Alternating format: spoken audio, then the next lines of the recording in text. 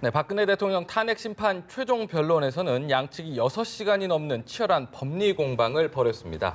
야권은 특검 연장을 거부한 황교안 대행에 대해서 탄핵 추진이라는 초강수를 던졌는데요.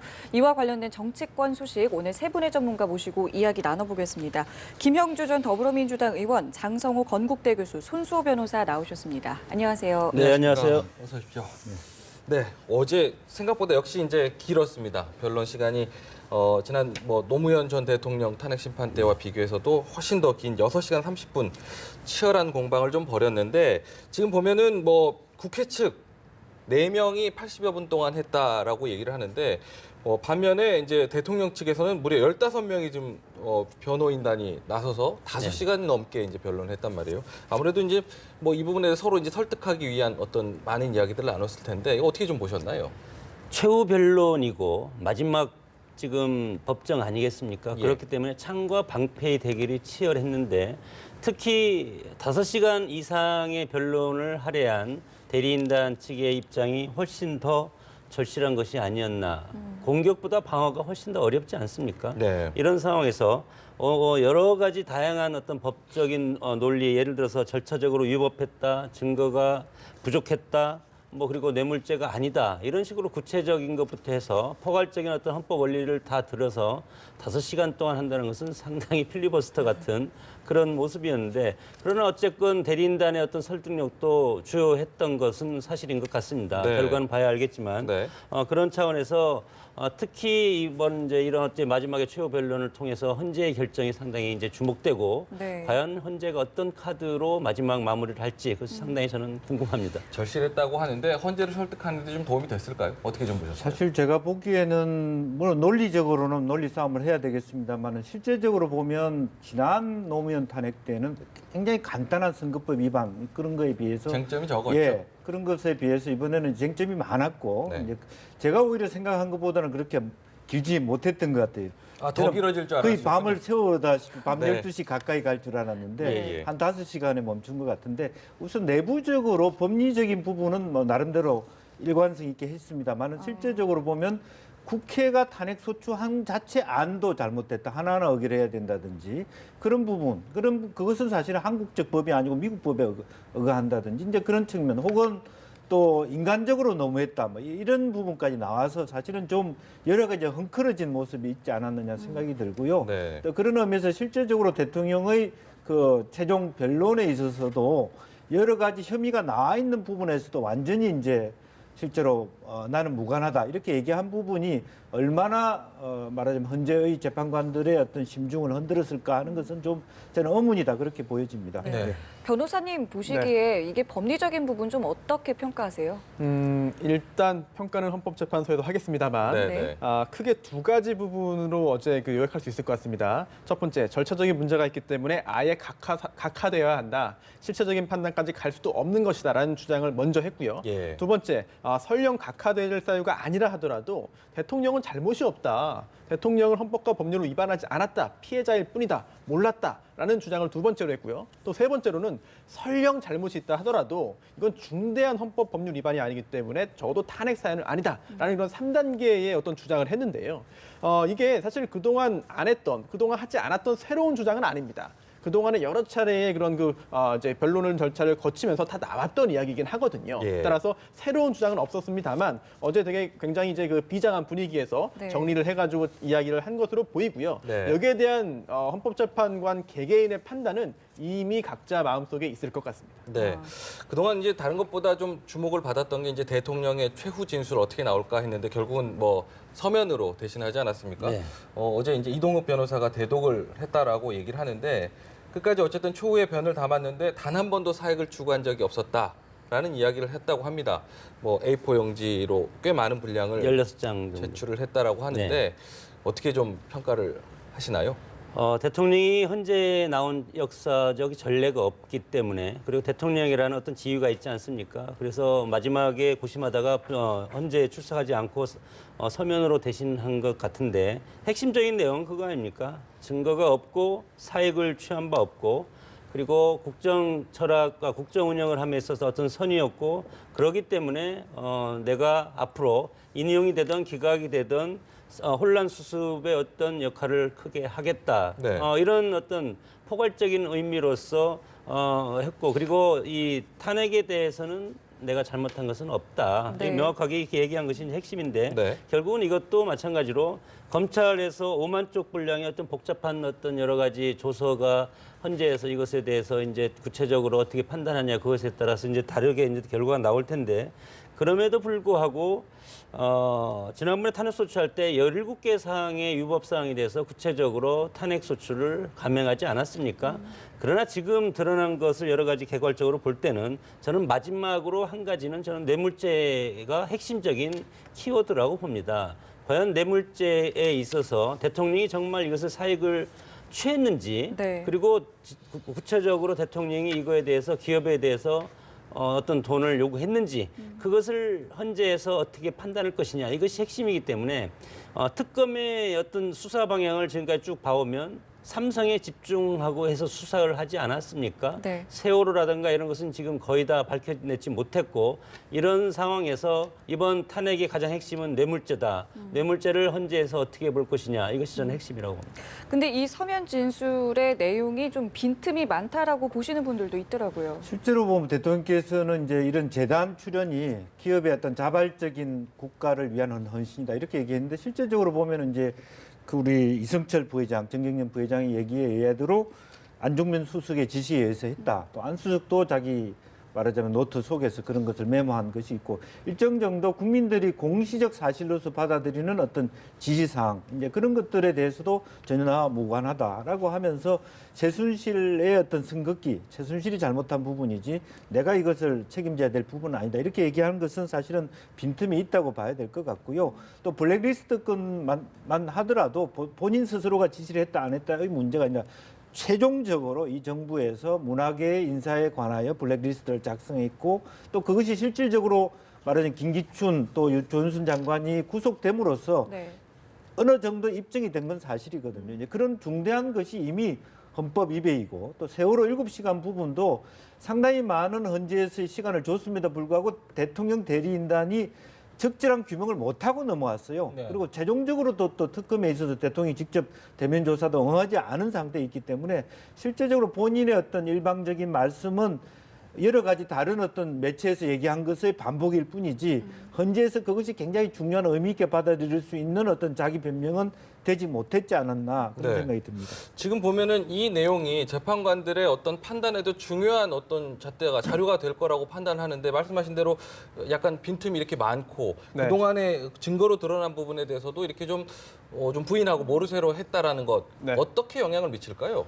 사실 어제 이제 마지막 재판이었잖아요. 예. 그러면서 굉장히 비장한 분위기에서 열심히 양측에서 이제 주장을 했습니다. 네. 그런데 사실 어제 이야기했던 것이 그렇게 중요하지 않을 수 있습니다. 왜냐하면 그런가요? 헌법재판관들이 이 탄핵 사유 존재 여부를 판단함에 있어서는 예. 증거가 중요한 것이거든요. 누가 더 호소력 있게 이야기하느냐는 사실 중요하지 않습니다. 네네네. 실제로 탄핵 사유가 존재하는지, 즉 탄핵 사유라고 하는 것이 대통령의 중대한 헌법 위반 또는 법률 위반이고요. 네. 그렇다면 이 대통령이 중대하게 헌법과 법률을 위반했다는 증거가 있으면 대통령은 파면되는 것이고 그러한 증거가 부족하면 탄핵은 기각되는 것입니다. 예. 단순히 그렇게 볼 수 있는 것이기 때문에 어제 했던 이야기 자체가 그렇게 큰 정치적인 부분을 제외하고 법률적으로 큰 의미를 갖지는 않을 것입니다. 그런데 그렇다면은 마지막으로 대통령이 어제 해야 했던 것은 네. 그동안 헌법재판소에서 이제 그 변론 과정에서 예. 여러 명의 증인을 신문했습니다. 그리고 특검과 검찰도 여러 명의 참고인 피의자를 조사해서 조서를 만들었고 그 조서가 헌법재판소에 전달되었습니다. 예. 이게 다 탄핵 여부에 판단하기 위한 자료, 증거인데요. 대통령의 불리한 증거가 굉장히 많이 있습니다. 네. 안타깝게도 대통령 입장에서는 네. 여러 명의 증인들의 증언을 보더라도 대통령이 재단 설립 관련해서 직접적인 지시를 했다는 물증도 있고 증언도 있습니다. 그렇다면 지시 안 했다라고 해서 끝날 것이 아니라 그 증거가 잘못됐다는 점을 다른 증거를 통해서 증명해야 되는데 네. 그런 부분에 있어서는 사실 제대로 된 그런 그 변론과 이런 것을 방어를 하지 못한 채로 재판이 끝난 것 같거든요. 그렇다면 감정적 고소에만 좀 집중을 했다. 그렇습니다. 네. 과연 그런 증거에 대한 그런 증거를 가지고 헌법재판관들이 판단을 하는데 예. 본인에게 유리한 증거를 제출하거나 또는 불리해 보이는 증거에 대해서 반박할 수 있는 증거를 제출하거나 이런 측면에서의 노력은 부족한 채로 재판이 끝난 것 같습니다. 예. 또 하나 눈에 띄는 건요. 최순실이라는 단어가 상당히 여러 번 등장했다는 부분이에요. 네.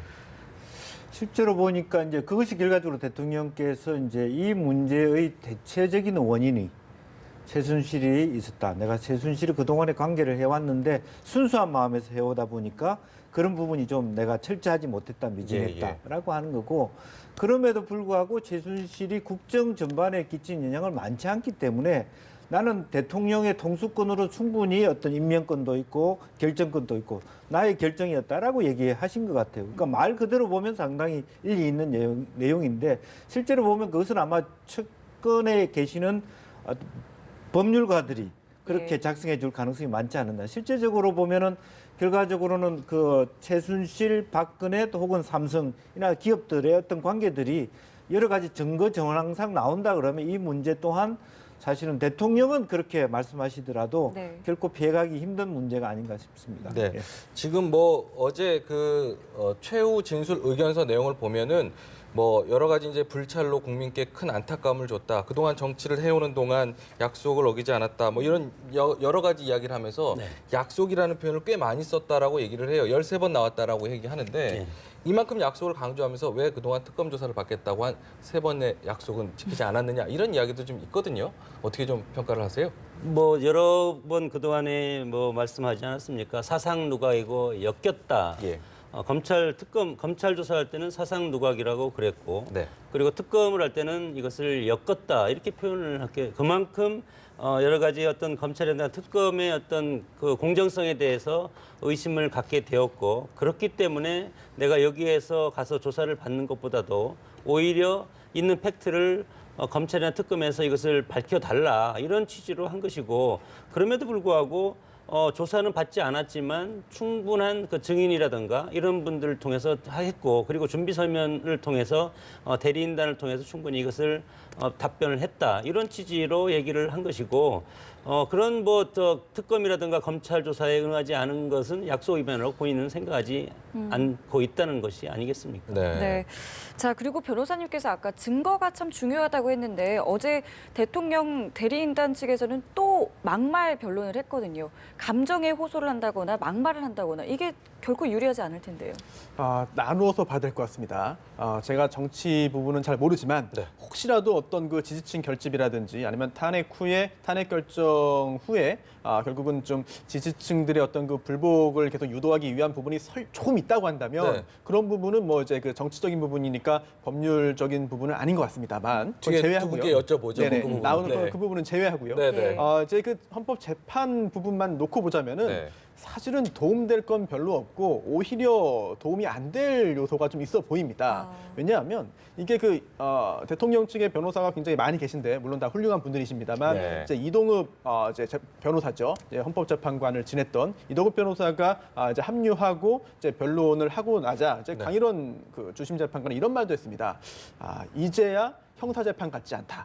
즉 이게 무엇이냐고 한다면 이게 헌법재판의 특성, 특히나 헌법재판 탄핵 심판 절차의 어떤 중요한 요소들을 다 반영해서 네. 효과적인 그런 그 의뢰인, 즉 대통령을 위한 그런 그 변론을 해야 되는데 그동안 오히려 좀 지엽적인 부분에 집착을 한다거나 아니면은 이제 그 헌법재판이 아니라 형사재판, 마치 형사재판인 것처럼 절차에 집중한다든가 예. 이런 부분은 핵심을 좀 비껴간 것 같습니다. 그게 의도적인 것인지 아니면 전략을 잘못 수립한 것인지는 저는 정확히 모르겠습니다만 네네. 헌법재판관들도 그런 부분을 지적을 했거든요. 이런 것을 볼 때 마지막이라도 조금 더 증거에 집중을 하고 헌법재판관들의 법률적인 판단을 좀 하는 데에 그런 그 증거 자료라든지 그런 자료들을 제출하는 데 집중했으면 좋겠습니다만 그런 부분이 미흡했다는 점은 아쉽고요. 네. 더군다나 조금 전에 이제 그 앵커님 말씀하신 이른바 막말 좀 거친 언사들 예. 이런 부분도 재판의 결론에는 영향을 미치지 못할 것이다라는 판단을 법조계에서는 하고 있습니다. 네. 그럼 이런 막말이 지금 말씀하신 것처럼 뭐 지지층 결집 이런 데는 좀 도움이 될까요? 실제로 이제 지금 현재 막말은 사실은 갈수록 헌재가 인용 가능성이 높아짐에 따라서 이 틀을 깨는 그런 매우 정치적 의도가 깔렸다 이렇게 보여집니다. 예, 그리고 예. 이제 8인 체제나 9인 체제가 아니면 안 된다라고 하는 것도 사실은 만약에 그런 법적 논리적 싸움을 할 것 같으면 말하자면 지난번에 헌재 박한질 소장이 물러났을 때 그만뒀어야죠.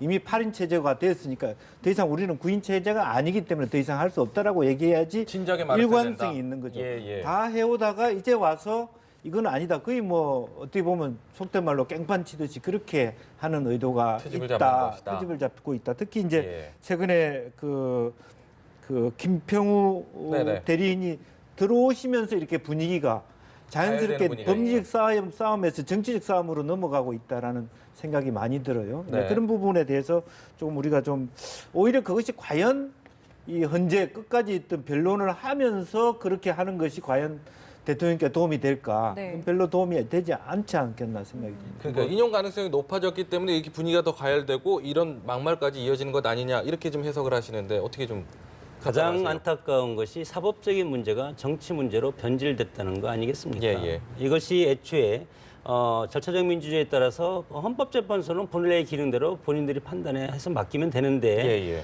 그렇게 되면 박한철 소장이 퇴임한 이후에 바로 황교안 권한대행이 이 후임에 대해서 임명을 해야 되지 않았겠습니까? 그러나 이것도 여러 가지 눈치 때문에 못하고 그리고 나서 지금 이제 이정미 재판관이 3월 13일 퇴임인데 대법관이 이것을 추천을 해서 이것을 또 임명을 해야 되지 않겠습니까? 예. 이것도 지금 헌재의 어떤 판결에 영향을 끼친다는 것 때문에 못하고 있는 것이 우리 사법 체계가 흔들리고 있다. 무엇에 흔들리냐면 정치권에 흔들리고 있다는 겁니다. 그렇기 때문에 이미 이 헌재 판결도 마찬가지로 애초에 그는 사법적인 판단에 헌재에서 맡겨두면 국민적 국론분이나 이런 것이 없을 텐데 네. 이미 촛불 집회부터 해서 정치인들이 태극기 집회까지 깊숙이 지금 개입해 있지 않습니까? 네. 탄핵이라는 것은 결과적으로 그 위에 반드시 대선이라는 것이 따라오기 때문에 정치인들의 지지층 결집의 수단으로도 사유가 있는 것이 오늘의 이 헌재 사태를 지금 노정시키고 있다 이렇게 봅니다. 그렇기 때문에 김평호 변호사가 헌재에서 그렇게 하는 것이 판결에 영향을 미치지 않겠지만 네. 그러나 태극기 물결, 소위 말해서 태극기 물결로 지칭되는 보수층의 결집에는 상당히 자극적인 요소가 될 수도 있고 그리고 야권에서 주장하는 촛불 민심에 대해서 전부 나와서 마지막에 결집하자 이런 것도 마찬가지로 지지층 결집의 일환으로 보기 때문에 이 사법적인 문제가 정치적인 문제로 변질이 되면 이것은 민주주의의 어떤 근간이 흔들리는 그런 결과가 가져올 수 있기 때문에 정치권에서 일거에 다 빠져야 된다 사실은. 네네. 근데 왜 빠지지 못하고 들어가 있냐? 바로 대선이 이어지기 때문에 이 결과에 따라서 네. 그래서 빠지지 않고 그 안에 들어가서 그 영향력을 유지하면서 자기 진영이 대권에 쉽게 접근할 수 있는 계기를 마련하고자 하는 정치적인 꼼수가 담겨 있다고 봅니다. 정치적으로 너무 이용을 하고 있다 이런 그렇습니다. 지적이시군요. 네. 자, 이 대통령 대리인단이 9인 체제가 아니라 이제 8인 체제는 재심 사유다라고 얘기를 하고 있는데 제가 알기로 이제 원칙적으로 재심은 불가하다고 듣고 있거든요. 이건 어떻게 저희가 이해를 좀 해야 될까요? 네, 이것도 역시 법적인 부분에서 좀 집중해서 좀 보면은요. 예. 일단 헌법재판소 법에는 이 탄핵 심판의 절차에 있어서 재심 규정은 없습니다. 네. 예, 그런데 규정이 없는 거군요. 네, 규정이 없는데 네. 하지만 또 헌법재판소 법에 따르면 탄핵 심판 절차에는 또 형사소송법 규정 등을 준용하게 돼 있거든요. 예. 그런데 형사소송법에는 재심 규정이 있습니다. 그렇죠. 따라서 대리인단 측에서는 이런 규정을 준용하자라고 하는 것을 깔고 있는 것 같은데요. 네, 네. 기본적으로. 하지만 이 준용이라는 표현이 법률 용어인데요. 형사소송법의 모든 규정을 그대로 적용하는 것이 아닙니다. 필요한 규정만 적절히 변형해서 헌법재판에 쓰자라는 게 준해서 사용하자. 준용이기 때문에 네. 이제 무조건적으로 탄핵 심판 절차에 재심이 가능하다는 그런 대통령 측의 주장은 근거가 희박해 보이고요. 예, 예. 더군다나 특히나 대통령 같은 경우에 이제 만약에 탄핵이 인용돼서 파면된다면 헌법에 의해서 60일 이내에 차기 대통령을 뽑아야 됩니다. 네. 그런데 이런 절차를 신속하게 급하게 진행해야 되는 과정에서 동시에 재심까지 허용한다고 한다면 네. 혹시라도 재심이 인용되면 나중에 다시 뽑았던 차기 대통령은 어떻게 할 것이냐 예. 등등의 여러 가지 혼란이 있습니다. 따라서 이제 헌법과 법률 해석상 적어도 대통령 탄핵 심판의 경우에는 이제 그 재심이 허용되지 않는다, 있을 수 없다라고 보는 것이 일반적인 해석입니다. 네, 절차적인 뭐 이야기니까 한 가지만 더 여쭤본다면요. 뭐 여러 가지 변수 가능성에 대해서 얘기 나오기 때문에 만약에 박근혜 대통령 본인이 직접 출석하겠다라고 변론 재개를 요청한다면 그 변론 네. 재개가 되는 건가요? 일단 변론이 종결됐죠. 예. 어제자로. 예. 그래서 만약에 변론을 다시 열어야 되는 사정이 있다면 네. 변론 재개 신청서를 제출해서 신청하게 됩니다. 네. 그런데 어떤 사유가 있는지는 이제 그 헌법재판소의 재판부가 다 검토를 해서 결정하겠습니다만 예. 무조건적으로 한 측에서 변론 재개 신청을 한다고 해서 헌법재판소가 무조건적으로 받아들여줄 의무는 없습니다. 예, 예. 즉 변론을 재개해야 될 특별한 사정이 있어야만 헌법재판소에서 변론을 재개해줄 수 있는 거거든요. 예. 그런데 대통령이 그동안 여러 차례 출석 요청을 받았지만 나오지 않았습니다. 네, 네. 단 한 번도 나오지 않았습니다. 더군다나 최종 변론일까지 한 차례 미뤄줄 정도로 헌법재판소에서는 대통령의 출석에 대해서 준비를 하고 사실상 내심 요청을 한 것 같습니다. 네. 그런데도 나오지 않았고 특히나 마지막에는 의견서를 서면으로 작성했고 이동욱 변호사가 낭독까지 했습니다. 네. 이런 상황이라고 한다면 이제 와서 대통령이 설령 나오겠다라고 하면서 변론 재개 신청을 한다 한들 헌법재판소에서 받아줄 필요도 없고 네, 네. 받아주지 않는다 하더라도 충분히 명분이 있기 때문에 아마도 재판 지연, 선고 지연의 목적으로 간주해서 받아들여지지 않을 것 같습니다. 큰 변수가 되지는 않겠군요. 그럼 앞으로 남은 절차는 이제 어떻게 진행이 되는 건가요? 네. 이제 평의와 평결인데요. 사실 평이라고 하는 것은 쉽습니다. 재판관 회의이기 때문에 네. 지금부터 이어지는 것이 아니라 그동안도 계속해서 이루어졌습니다. 네. 재판관이 모여서 절차를 논의하거나 아니면 본인들의 헌법적인 판단을 이제 나누거나 의견을 교환하는 것이 평의가 되겠고요. 네. 이러한 평의 절차를 쭉 거쳐서 이제 정말 결정, 탄핵 여부에 대한 헌법재판소의 최종적인 그런 결론을 내릴 수 있게 성숙됐다, 무르익었다라고 할 때는 이제 그 평결 절차를 거쳐서 의견을 모은 다음에 네. 이제 그 결정을 선고하게 되는데요. 하지만 이게 결정 선고도 선고일을 미리 이제 그 고지하게 됩니다. 이제 2004년도 노무현 전 대통령 탄핵 사건 같은 경우에는 선고일 3일 전에 이제 그 날짜를 정해서 공지를 했는데요. 네, 네. 이번에도 아마 그렇게 되지 않겠느냐 싶은 생각이 들고요. 네. 또한 중요한 사건의 경우에는 결론이 미리 유출되면은 혼란이 더 야기되기 때문에 네. 선고일 당일 아침 일찍 이제 그 평결 절차를 거쳐서 최종적인 결론을 정한다 이런 이야기가 있고 특히나 이제 통합진보당 해산 정당 해산 결정 같은 경우에도 그날 아침에 평결을 거쳐서 결론을 낸 다음에 그날 선고했거든요. 네, 네. 굉장히 중요한 사안이기 때문에 이번에도 네. 그러한 그런 전례를 따르지 않을까 생각됩니다. 특검 이야기도 좀 나눠보겠습니다. 오늘로 이제 끝납니다. 오늘 뭐 특검 그동안 뭐 80일 동안 좀 바쁘게 좀 달려왔는데 뭐 공과가 많이 엇갈리는 부분이 있습니다. 좀 평가를 좀 해주신다면. 대체로 뭐 국민들의 70~80%는 어느 정도 이렇게 최선을 다한 특검이었다. 예. 짧은 시간 동안. 이 일이 굉장히 방대하고 실타래가 막 엉켜 있는 차원에서 여러 가지 선택과 집중을 다 잘했다. 블랙리스트 사건이라든지 예. 또 이재용 구속이라든지 나름대로의 뭐 이재용 구속에 대해서는 국민들이 보는 입장에 따라서 이게 공이 될 수도 있고 과가 될 수도 있는 네. 부분도 있습니다만 네, 네. 어쨌든 나름대로 최선을 다했다. 다만 이제 대통령 대면 소사, 그다음 청와대 압수수색을 못했다라고 하는 한계일 겁니다. 아마 그것은 기본적으로는 대통령께서 본인이 참고인인지 피의자가 아니다라는 입장으로 끝까지 버텼고 또 실제로 경호실과 같은 부분은 실제로 이번 사건의 좀 그 아쉬운 점은 대통령과 최순실의 국정농단뿐만 아니라 이 사건과 과정에서 뭐 보안 손님이라든가 이런 것이 말하자면 경호실 스스로도 피해자가 된 입장에서 강하게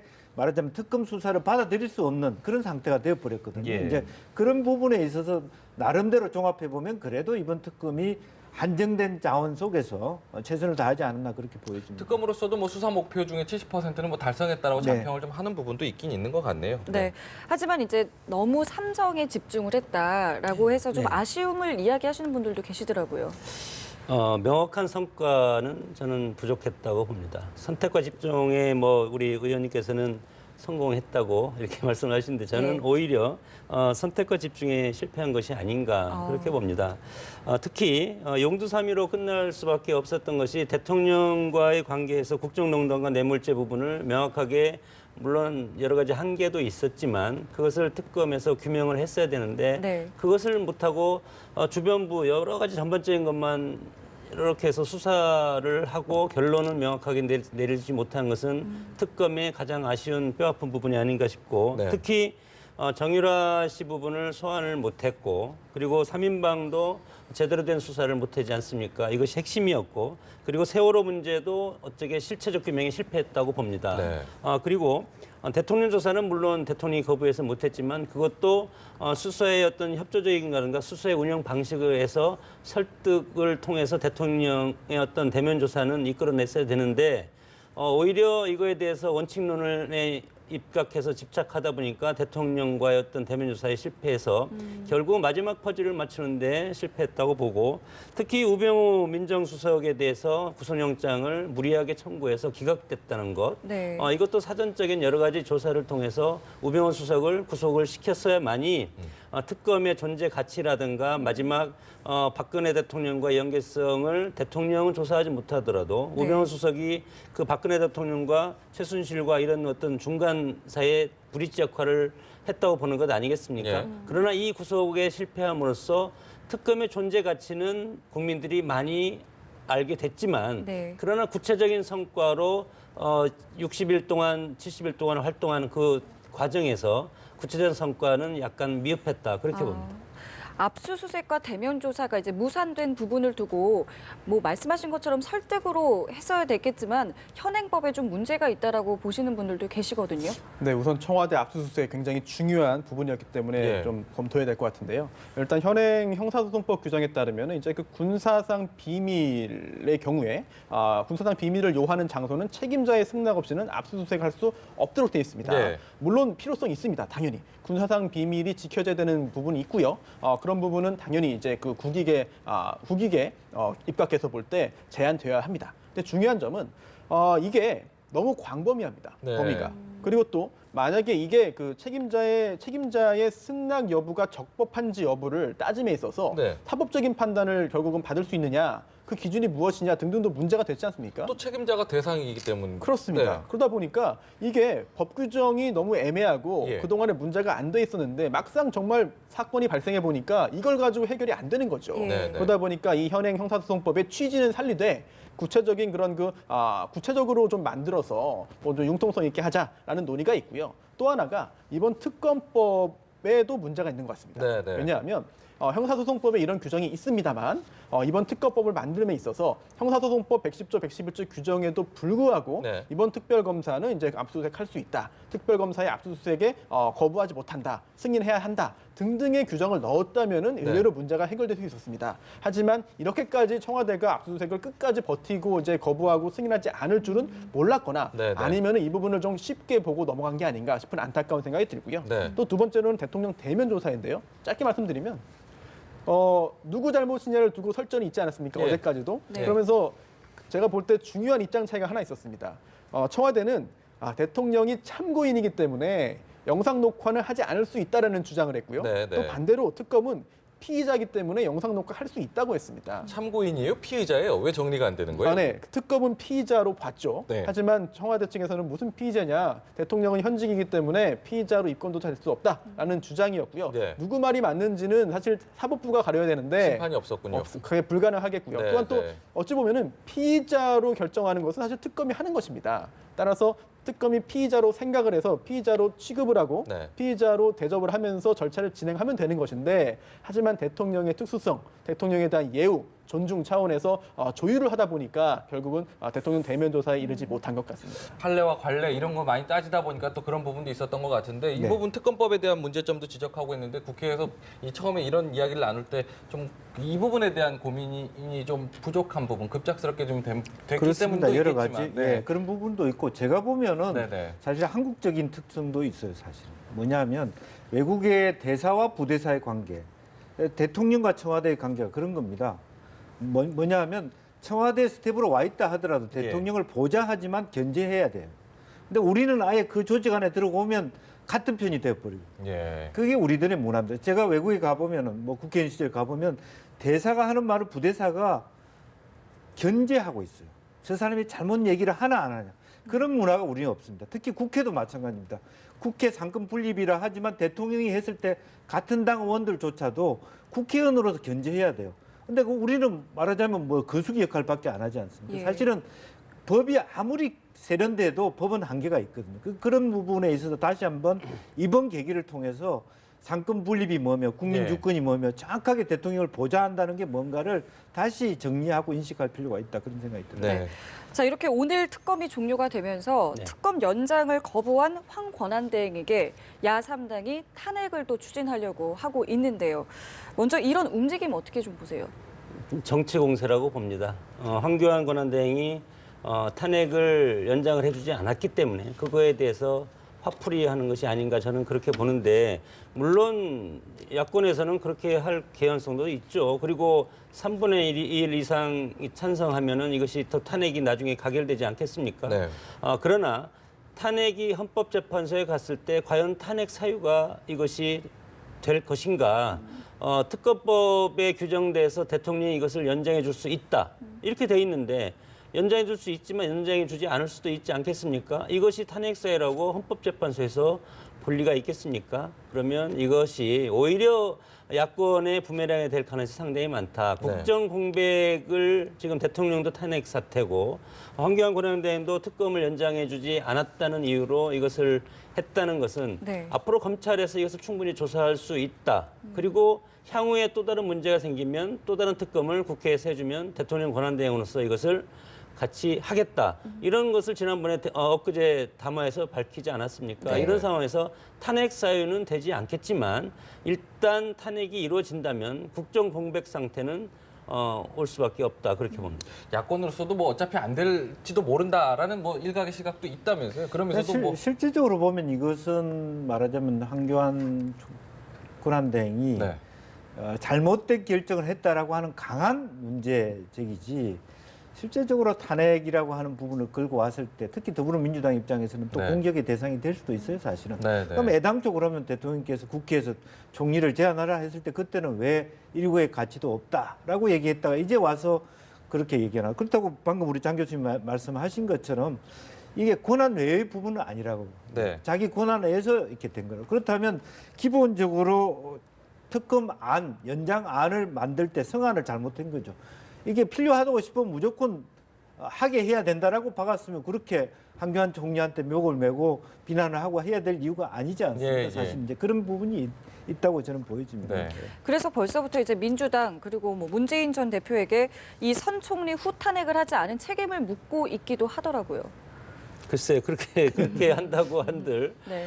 결국은 이제 이 모든 것이 저는 문재인 전 대표가 차기 대권의 유력한 주자 아니겠습니까? 네.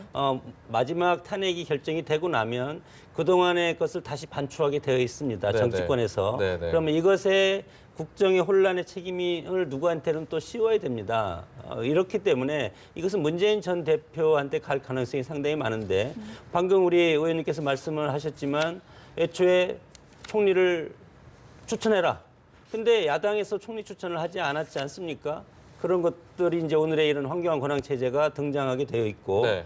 그리고 국회의장을 방문해서 질서 있는 퇴진, 소위 말해서 대통령이 국회의장과 대화를 하면서 국회에서 앞으로의 어떤 정치 질서를 얘기해주면 내가 그걸 수용하겠다. 이런 취지로 방문했는데 그것도 거부하지 않았습니까? 이런 상황에서 탄핵이 인용이 되든 기각이 되든 각하가 되든 어떤 경우가 올지라도 이거에 대한 책임 소재는 그동안 위기관리에서 제1당인 야당이 이거에 대해서 전국의 운영에 대해서 약간의 혼란스러운 모습을 보였다는 그런 어떤 정권의 어떤 주도 세력이 앞으로 될 수 있냐 이거에 대한 어떤 국민적인 여러 가지 여론적인 그런 관심이 논란이 될 가능성도 있다고 봅니다. 지금도 어차피 이제 대선 앞두고 있는 만큼 네. 이거 좀 공세로 많이 활용을 할 것 같기는 해요. 근데 이제 시계를 좀 되돌려서 봤을 때 당시의 상황이 좀 어땠는지 작년 11월에 이제 김병준 교수를 내정을 하고 막 이런 과정이 있었지 않습니까? 그때 당시의 예. 문제는 사실은 좀 제가 아쉬웠던 것은 네네.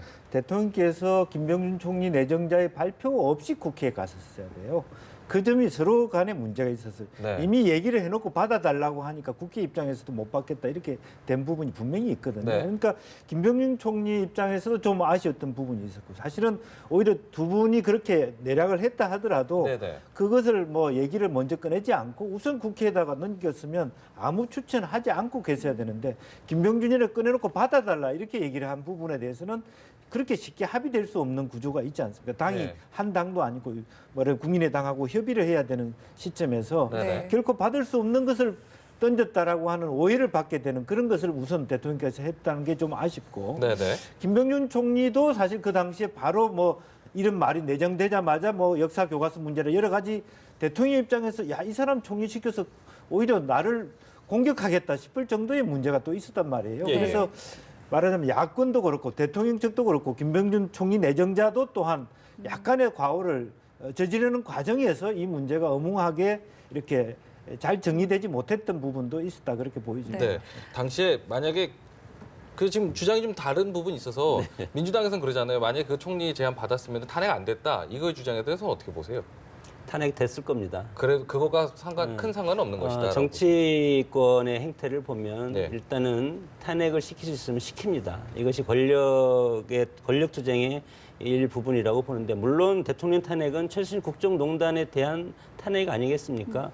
그것을 명분으로 해서 일단은 통과가 됐기 때문에 통과가 되지 않아도 일단은 야권은 진작부터 이것을 탄핵을 한다. 이렇게 이제 주장을 해왔고 거기에 새누리당 일부가 거기에 들어가서 탄핵의 가결에 힘을 실어서 이것이 전격적으로 이루어진 것 아니겠습니까?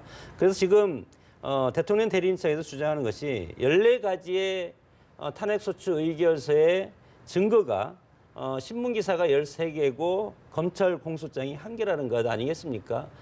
이렇게 신문기사를 통해서 증거자를 제출하고 그렇기 때문에 청구서 자체가 문제가 있는 것 아닌가 이렇게 이제 대리인단에서 이제 주장을 하는 것이 국회에서 탄핵은 사실적인 관계보다도 정치적 탄핵입니다. 이것을 사법부로 넘겨서 헌법재판소에서 이것을 법적인 탄핵으로 종결을 해야 되는 건데 네. 사실은 지금 뭐 80일 동안 헌재에서 심판을 진행해 왔지만 워낙 방대한 이런 조사가 있기 때문에 이거에 대해서 다 할 수는 없고 물론 자유심증주의라는 것이 있지만 그래도 불구하고 헌재에서 이것에 대해서 판단하기가 상당히 어려운 것이 이런 어떤 소추의 여러 가지 공소장 이런 것들에 대해서 대리인단에서는 이제 강하게 반박하고 있다는 것이 이제 문제가 되는 것 같습니다. 네, 알겠습니다. 저희 세 분 말씀 여기서 마무리 짓겠습니다. 지금까지 장성호 건국대 교수, 김영주 전 더불어민주당 의원, 손수호 변호사와 함께했습니다. 오늘 말씀 고맙습니다.